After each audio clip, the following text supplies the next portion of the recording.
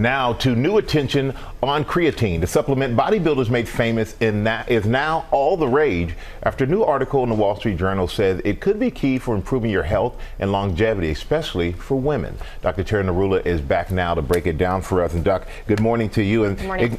What exactly is creatine and what role does it play in our bodies? This is probably the most popular performance-enhancing supplement. It's been around since the 90s. It's $1 billion market, and as you said, it is all over social media. So it is a naturally occurring substance. We make it in our liver and kidneys. You need about 2 grams per day. We make a gram, and then we usually eat a gram. That typically comes from meat or fish. So if you eat a pound of meat, you're going to get a gram of creatine.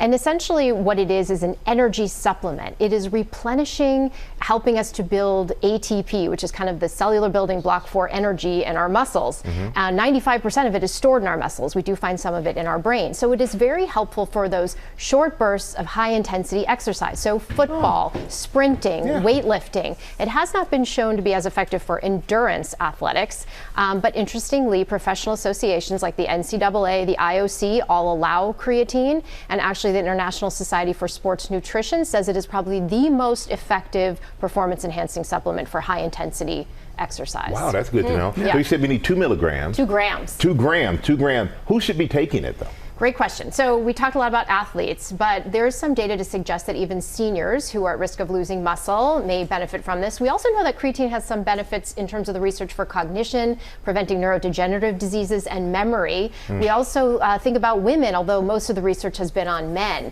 And so when you think about safety, we always worry about that with supplements because they're not regulated by the FDA, but this does seem to be safe. The most common side effect is weight gain from water retention. But we typically say if you're going to buy it, look for one that is NSF certified, so third-party certified for safety and quality. In terms of how it works, you usually buy a powder like this one, and you would mix it into a drink like this. Typically, you would do either a loading dose of 20 grams per week, followed by a maintenance dose of about 2 to 5 grams per day. Other people just start with the 2 to 5 grams per day. You want to look for the micronized creatine because it dissolves better. Creatine monohydrate is the type. Typically do it with a room temperature liquid, not with a caffeinated beverage. And if you take it with some sort of carbohydrate or protein, it does seem to get absorbed better. If you're using it for the brain health, you may need higher levels. The data has shown more like 8 to 10 grams per day. It sounds like it's hard to get enough naturally. You said a pound of meat. If you're for vegetarian, right? Like I'm almost mostly vegetarian, so I probably am creatine deficient. But yes, I think for people who don't eat a lot of meat or fish, you may run low for sure. But don't overdo it either. But don't overdo it. All right. Don't overdo anything. Yeah. Yes.